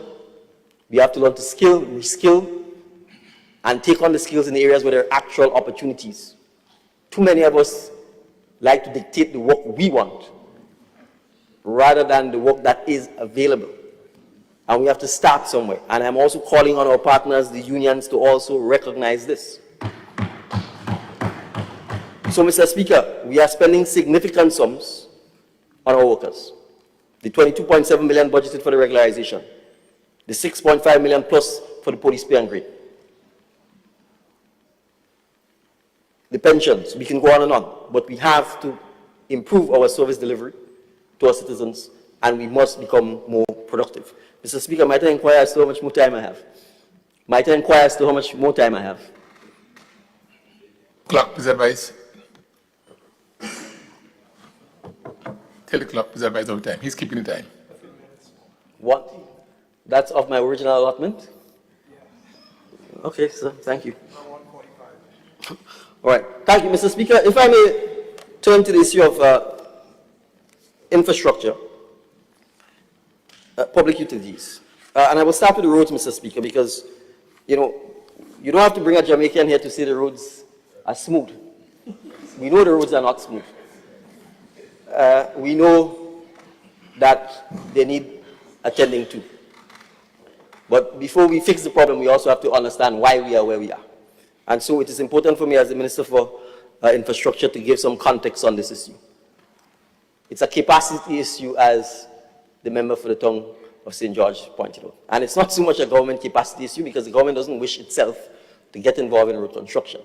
We happily would have the private sector take on most of this. But I want to just give two examples of what we are dealing with. We wish to have the Trublu Road resurfaced. It started in May or June of last year. It hasn't completed as yet. It's not the government doing the work, it's a contractor. And I'm not picking a fight with the contractor, but I'm saying openly I'm disappointed with the pace of the work. That contractor controls the quarry. And in simple terms, the quarry is where we get the stones, the base material that is needed to go on the road itself, and the material that is needed to mix the asphalt so that we get asphalt. So this is not a capacity, this is not an issue about money, but whether the government is paying the contractor or not. The money is there. It's an issue about the contractor's capacity. And I'm saying this is a contractor of a monopoly on the single quarry that we're operating in Mount Hartman. And this is the same contractor who, the name has a different name now, but this is the same contractor who essentially had a monopoly on road construction, God knows, for the last 30 years or so, CCC or CCCI, whatever name you want to call them. Which meant that very few other private persons invested in the capacity to build and construct roads in Grenada. That is the uncontroverted facts. So they got the contract to redo the Trublu Road. It is significantly delayed. I'm not going to pull a President off an alley because I might be a lot more indecent than he was. It is the same contractor who has the contract for less than a mile of road between the cliff and Woodlands. That project started in April. There will always be all kinds of excuses, whether it's gravel and concrete, whether it's something at the port. The fact is the pace of the work is completely unsatisfactory. The permanent secretary in the Ministry of Infrastructure, the chief technical officer, the consultant, the advisor in the ministry, I've made it clear to them that the pace has to be picked up significantly this month or there will be consequences. But I want to point out something. The contractor has a monopoly on the quarry and therefore a monopoly on asphalt supply. And that is the same contractor that we have to rely on to provide asphalt to the Ministry of Infrastructure to fix all of the potholes we have around the country. We simply do not have asphalt. But we are not just complaining. We've invited other private sector persons to get involved. And so you would see that there's a plant that is being set up in Boucherjou. We are waiting on two other parts. It's a private sector plant. We have simply, in an attempt to get this matter dealt with, offered a space to put a plant. We were originally trying to get the plant to Pearls. And this is where we have to understand how the challenges we have with our infrastructure. The plant couldn't pass through the Paradise Bridge because it's too large. And the only other attempt to get it, you'd have to barge it around Telescope, which then creates all kinds of safety challenges. So the plant had to sit in Lagoon Road for 2 months until we figured out whether there was sufficient space at Boucherjou. Hopefully, the parts come soon and we are good. But when you have the plant, now you need the aggregates. Who controls the aggregates? A competitor. So you'll have issues about whether you will even get the aggregates and the price at which you will get it. So, Mr. Speaker, if that's the case, we will have to import the aggregates. Now, to import aggregates in large enough quantities to make a difference, if it has to come to the port of St. George, we got problems, because then you'd have to have huge trucks hauling this to get to Boucherjou. Traffic and environmental challenges. It therefore means, Mr. Speaker, we have to find a way to barge this via sea up to the Boucherjou area. So a lot of us talk and like to make mischief, and I want to start, I'm going to segue a little, because road construction is not, it's not cutting checks to farmers. It is complex, difficult, dirty work. You need to import the bitumen. The contractor is not importing bitumen in quantities that allows us to have any sustained asphalt. It may have cash flow problems, I don't know. We don't have control over this. We have talked to the ministry about how we now import bitumen ourselves to see how we can help the contractor to be able to address this issue. And that's just 2 little roads, you know. We now need to resurface the entire Eastern Main Road, from Point Sillings Airport, Morris Bishop International Airport, to the Sugar Mill Roundabout, from the Sugar Mill Roundabout to the Woodlands Junction, or what is sometimes called Stinky Bridge. The Woburn Road is probably going to have to get some work after the heavy traffic that it's enduring because of the stoppage of the access to the roads from Woburn. If you take from the cliff all the way to Egmont Junction, it's as bumpy as they come. And that's just the eastern branch. We ain't talking about Grandlands Main Road, which needs to be completely resurfaced. But there are other complications, Mr. Speaker. We wanted to resurface Grandlands since last year. But we have the Southern Water and Sewage Project from the UK SIF, which means we are going to have to run significant new water pipe infrastructure, and unfortunately, there are no easements. We know a lot of these homes are literally in the road, and so the pipes have to be running the road. I think we would all understand that if we resurfaced the road last year, and then starting April or May this year, we see tractors coming and digging and ripping up half of the road to lay pipes, everybody go ask if we mad and if we can't plan. So to some extent, Mr. Speaker, we have to await this project. We had a debriefing yesterday. We are hoping that construction, as in the actual laying of the pipes, could start in April. This is a 9-month project. So there's going to be significant inconvenience on the Grandlands Main Road if this starts in April for the next 9 to 10 months before we can resurface the entire road. We are hoping, nonetheless, that we can get the Morris Bishop to Sugar Mill part done and the Sugar Mill to Woodlands area done. The Mabuya area in St. John, we've talked about it. Now that we've completed the Molyneux Bridge, it still has to be properly surfaced, and the reason it's not properly surfaced again is because we don't have asphalt. So we can do little coal mix in Pearls, but that is not adequate for the main roads in particular. So, Mr. Speaker, what we are facing here, as alluded to by my friend, is significant capacity issues. Having said that, we intend to find innovative ways to address this issue. So, working with the Ministry of Finance, we have agreed that we will put out expressions of interest, inviting private persons to express interest in designing, building, maintaining, and I want to add this maintenance part. Because what has happened in the past, Mr. Speaker, is people have gotten contracts for the roads, and there is no maintenance component of it. And then financing. So let me repeat that. We are going to ask persons to express interest in financing the road construction, designing it, building it, and maintaining it. Why financing? Because, Mr. Speaker, the budget doesn't even account for the cost of what will be involved in repairing our roads. The Woburn to Cliff piece alone is about 20 million. So, by mere deduction, to rip the road up, build sidewalks, and get us up to, say, Egmont Point, is going to run us into $100 million. So we are going to say to someone, if you bring your financing, and the terms are favorable, and we go through a procurement process, then we would ask you to go. And for us to get there in a quick enough time, Mr. Speaker, as I said, there are things we are going to have to do. It means we are looking right now at reopening the telescope quarry, because we simply cannot allow the state to be held ransom by an inefficient or ineffective quarry at Mount Atma. So you would also notice, Mr. Speaker, that there was a lot of talk about a site in Woodford, in St. John. And all kinds of attempts were being made to somehow associate the MP for St. John with the issue, as if she has land in Woodford and if she's setting up a cement plant or asphalt plant in Woodford. It's private property, Mr. Speaker, where a private investor is seeking to invest in the very capacity that we don't have on island to be addressed issues like road construction. A lot of noise was made. The MP, to her credit, went to a town hall or village meeting organized by concerned citizens. The advisor in the ministry, as well as the PS in the Ministry of Infrastructure, went to hear the concerns of the persons.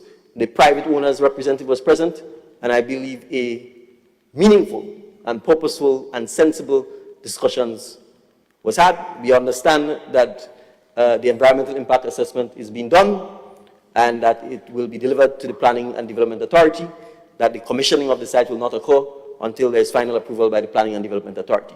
But I'm saying we are too quick often to just look to Juk Move and Bacchanal and all kind of movie lang when we need the capacity in the country to address the infrastructure challenges. So we also have a bridges package, Mr. Speaker, that we need to address in infrastructure, because I just talked about Paradise Bridge as an example. We have bridges that simply can't accommodate the 40 and 20-foot containers or the larger pieces of equipment or, frankly, 2 regular vehicles on our road. So there's also that package. MP for the town of St. George, let me just say, Mr. Speaker, I will ask now if I could have an extra 10 or 15 minutes. This whole thing threw me off. So I see it's 1:40. I'm not sure when my time is supposed to end because I haven't heard a bell ring. I know normally we have a ring 10 minutes before the due time. So would I be permitted to go until... Honorable Prime Minister, you have 3 minutes left on your appointed time. I now grant you additional 10 minutes. Thank you very much, Mr. Speaker. I appreciate it. All right. So the River Road issue, Mr. Speaker. I've given instructions that the road should be paved at a minimum. But, Mr. Speaker, building the bridge isn't going to stop the flooding. And I suspect that with the wall that was built, there's water now, not just coming from the river, but from all of the houses and so on that is ending up in the road as well. And so, Mr. Speaker, we are seeking to get expert advice to see what can be done to the river upstream, to either create larger catchment basin areas so that we could slow down the velocity of the water and the pace at which it comes down. Because I assume that the original intent was to address the flooding and not just build concrete structures. So we have to address this issue upstream to at least increase the mitigation measures up there, especially in light of the damage done to the forest by Hurricane Beryl, to address the flooding. So at a minimum, the roads certainly should be paved, but we need to get the asphalt to do so. I will admit we've had some back and forth and some potential indecisiveness over the bridges because originally of the cost of the concrete bridges, and we were looking to see whether steel bridges would work. The expert advice is that the road would have to be lifted much, much higher to accommodate the steel bridges. So in light of that, we are likely going to have to go back to concrete bridges and to make sure whether we need 2 or we need 1 to make a firm determination of that, so that at least I think the one up at Steel's entrance will definitely have to be lifted and replaced. So that is where we are, MP. I will certainly try my best to keep you abreast, but I certainly think that the road has to be addressed just as how we have to address some of the other concerns in the road. So, Mr. Speaker, I also just want to emphasize government buildings because we still are significantly challenged with the state of government buildings and the maintenance of them. In 2024, we contracted out the maintenance of schools to the Ministry of Education so that you have contractors assigned to districts and particular schools. So when there are issues in the schools for routine maintenance, preventative maintenance, the principals and so on, together with the supervisors, can work on this directly, because the Ministry of Infrastructure simply doesn't have the capacity to do it. We are subject to further discussions, hoping to do the same for a number of other government buildings outside of the immediate town center of St. George. So whether it's things like magistrates' courts, police stations, if we don't have these preventative maintenance being done, the buildings deteriorate very fast, and then people are made to sit in highly uncomfortable, to work in highly uncomfortable and oftentimes unsanitary and unhealthy conditions. Mold being one of the major challenges that a lot of buildings face. We have, Mr. Speaker, agreed to take the Financial Complex Limited and to rename it as the Facilities, I have to recall the proper name. I think it's the Facilities, I will call it the Facilities Management Company for now, and bring it under the Ministry of Infrastructure, because it was previously under the Ministry of Finance, and give it a mandate to maintain certain pre-agreed government buildings to make sure that they can continue to build their capacity and respond faster, rather than having them trying to do everything. They were trying to do police stations, schools, central government buildings, and they were not being effective, and they did not have the resources necessary to do all of that. So that is one of the other issues that we have to address on the Ministry of Infrastructure. I do need to repeat, because I think both the MP for St. George Northwest highlighted the schools that we expect to start. Sorry, St. George, no, the MP, Ron Redhead, sorry, St. George Northeast, what did I say? Northwest, well, there are some things you have in common, so we may have to run you over there. You used to play cricket? You had to learn to play cricket first. So, and you're in boundary. And the last time I had some fellas was trying to move some fellas over from Northwest into Northeast to try and see if they could get help. So, Mr. Speaker, I want to emphasize a couple of points that I heard today. One of which was the question of over-reliance on the citizenship by investment program as part of the financing of the budget. We wish to emphasize, Mr. Speaker, that we are not over-reliant on investment migration receipts or citizenship by investment receipts. Prior to what I call the Russian rush, which is 2023 and 2024, CBI receipts were roughly around 12% of the total receipts received by the government. Because of the sanctions and the outbreak of the Ukraine war, of course, there was a surge of persons of Russian origin seeking citizenship under the investment migration program. And when we announced that we were stopping, that probably accelerated people rushing. And so for 2023 and 2024, there would have been an above average revenue intake, almost exclusively as a result of that Russian rush. And the Russian rush has come to an end. And so, Mr. Speaker, you will see that for this year and for the next 3 years, as part of the medium-term project, that we expect that investment migration receipts will go back to around 12%. And therefore, that is factored into the budget. So there is really no over-reliance on investment migration revenue. But I also want to emphasize the point presented by the Minister of Finance that we are seeking to tweak the investment migration program so that more local Grenadian developers and citizens can get involved in the project by reducing the fees and so on associated with approved project status, etc., so that we can try and ensure that local Grenadians can use this as an opportunity to get financing to support their own projects. So I wanted to make that point because I think if left unanswered, it may give the wrong impression that somehow we are over-reliant on the investment migration program. The Minister of Finance in his speech, I think, adequately addressed how we are seeking to strengthen the program at this time. I also wish to just briefly speak, Mr. Speaker, about healthcare, because I think a number of comments were made about healthcare, and the Minister of Health obviously is not in a position to respond. Conversations about the NHI and JIPA and why don't we, the reference to PAHO and so on, the statutorization of the hospitals. Mr. Speaker, I want to point out something. And the Minister of Health was honest by saying this. The challenges in our healthcare system are not going to be solved overnight. We accept that. We have a human resource capacity issue, as in inadequate numbers. And therefore means we'll have to train up and educate more persons to actually see the healthcare sector as a career. That's one. Two, the management structure of the hospitals and the Ministry of Health has to change. There is simply no accountability. That's the truth. And people have to become accountable. And people have to understand that there's nothing to be feared from becoming accountable. If there's an allegation that someone dies at the hospital, there's no reason to panic. But we need to know what happened, so that if something went awry, the next time it can be corrected. And this is simple and straightforward. The medical professionals legislation requires doctors, for example, to have health insurance. There's a reason for that. It recognizes that, like any other profession, you may sometimes fall below the standard expected. That is why you have the insurance. So if you're carrying out surgery, Mr. Speaker, and you had 14 needles, you know at the end of the surgery, you have to account for the 14 needles. So if when the surgery is finished, and you're counting, and you get 12 needles, it means there's a high probability that 2 of the needles are in the patient. Now, if you don't tell the patient, we can't find 2 of the needles because there's a lot of blood or whatever, and the patient goes home, and then while sitting to urinate, a needle drops out of her. What do you think the patient is going to do? I'm not making up this story. Now, this may sound incredible, but this is quite routine in surgeries.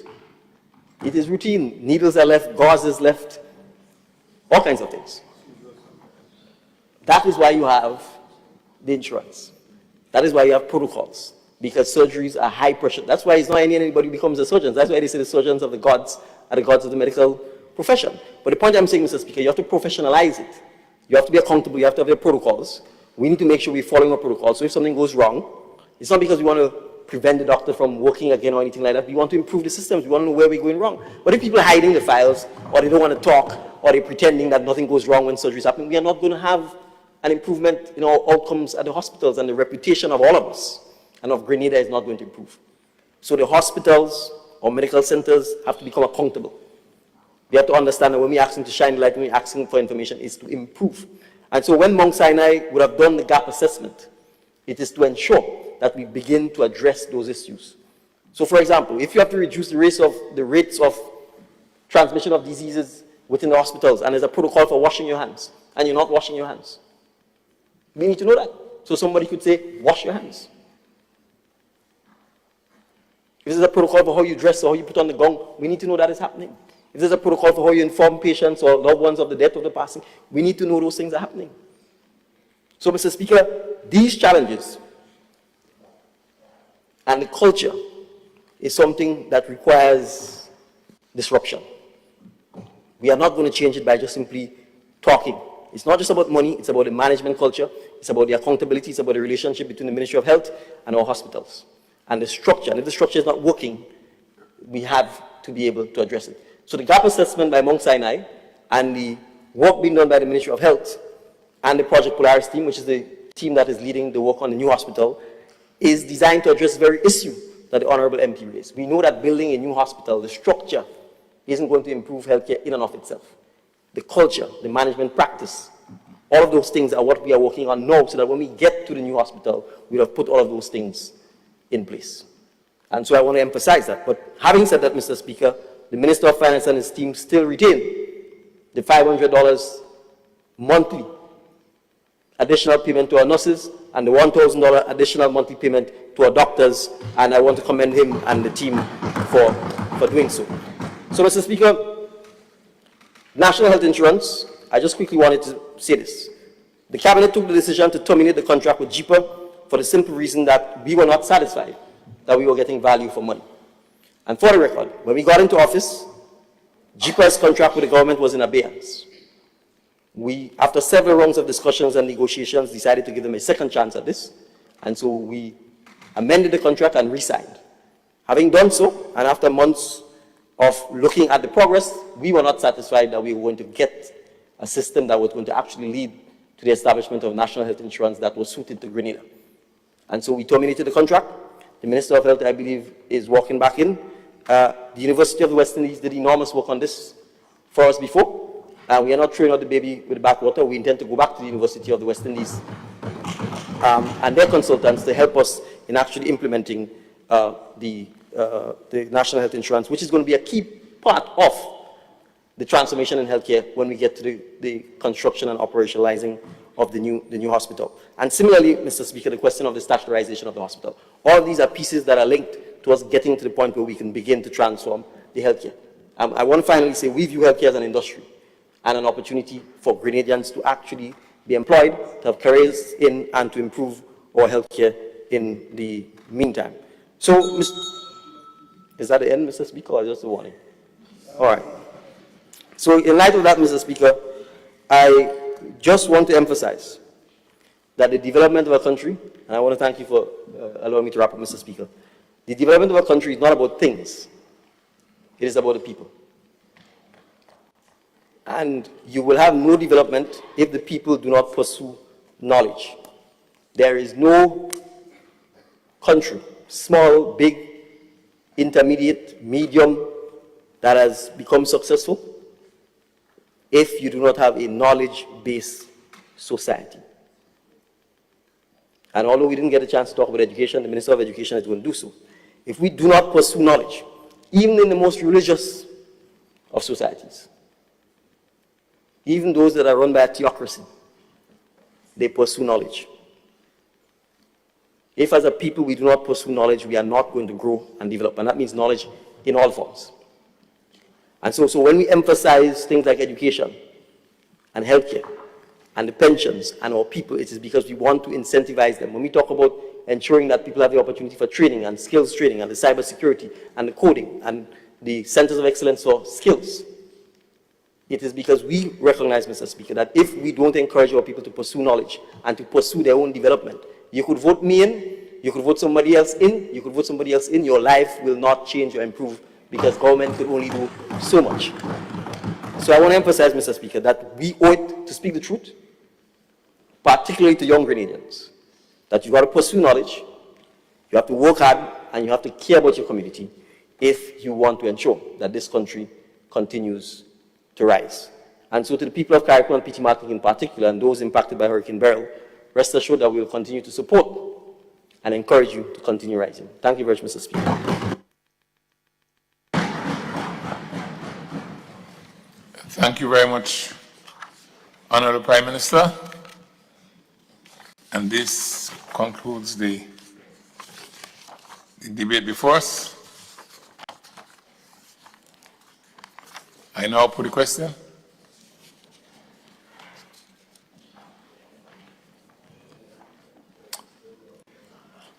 Honorable members, whereas it is necessary to provide for the services of the State of Grenada for the year 2025 by means of an Appropriation Act, be it resolved that the estimates of revenue and expenditure for the fiscal year 1st January 2025 to 31st December 2025 be approved. All those of that opinion say aye. Aye. Or the contrary opinion say no. The ayes have it. Indeed, the ayes have it.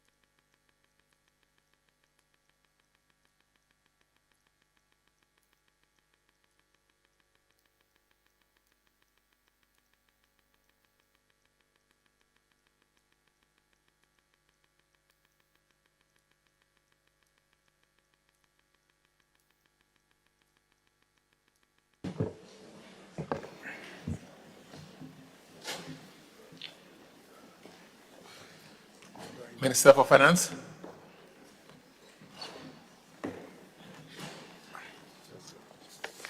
Mr. Speaker, I rise to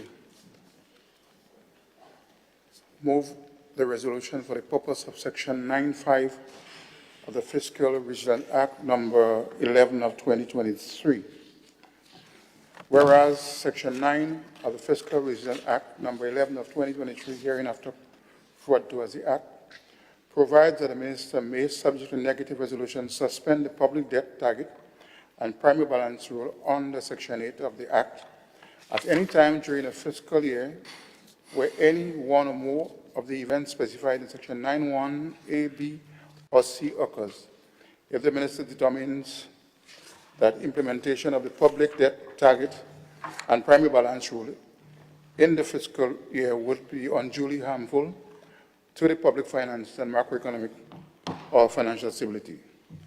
And whereas on the 1st of July 2024, Hurricane Beryl devastated parts of the state of Grenada, and whereas on the first day of July 2024, the Prime Minister declared a disaster by statutory rules and order number 21 of 2024, made pursuant to Section 55(1) of the Disaster Management Act number 2 of 2023. And whereas the declaration constituted a major economic shock within the meaning of Section 9 of the Act, and whereas it was prudent that the minister exercises power under Section 9(1) to suspend by order the public debt target and primary balance rule under Section 8 of the Act. And whereas, by virtue of the fiscal reason, suspension of the public debt target and primary balance rule, order SR number 25 of 2024, the public debt target and primary balance rule under Section 8 of the Act was suspended for the fiscal year ending after the first day of December 2024. And whereas the fiscal resilience suspension of the public debt target and primary balance rule under Section SR 25 of 2024 was accompanied by memorandum required pursuant Section 9(2) of the Act. And whereas Section 9(5)(b) of the Act further provides that if the minister is satisfied that the resumption of the application of the public debt target and primary balance rule suspended by the order under subsection 1 would be unduly harmful to the public finance and macroeconomic or finance stability, the minister may extend the period of the order under subsection 1 by a second or subsequent order subject to affirmative resolution made concurrently with presentation of the national budget for the new fiscal year. And whereas the minister is satisfied that a resumption of the application of the public debt target and primary balance rule that was suspended by the fiscal resilience suspension of the public debt target and primary balance rule, order SR number 25 of 24, would be unduly harmful to the public finance and macroeconomic or financial stability. And whereas it is expedient that the fiscal resilience suspension of the public debt target and primary balance rule, extension order 25, which seeks to extend the suspension of the requirements referred to in Section 8 of the Act for a further period of 1 fiscal year to be approved by the House of Representatives. Now therefore be it resolved that pursuant to Section 9(5) of the Act, the fiscal resilience suspension of the public debt target and primary balance rule, extension order 2025, as set out in the schedule to this resolution, is hereby approved by the House of Representatives.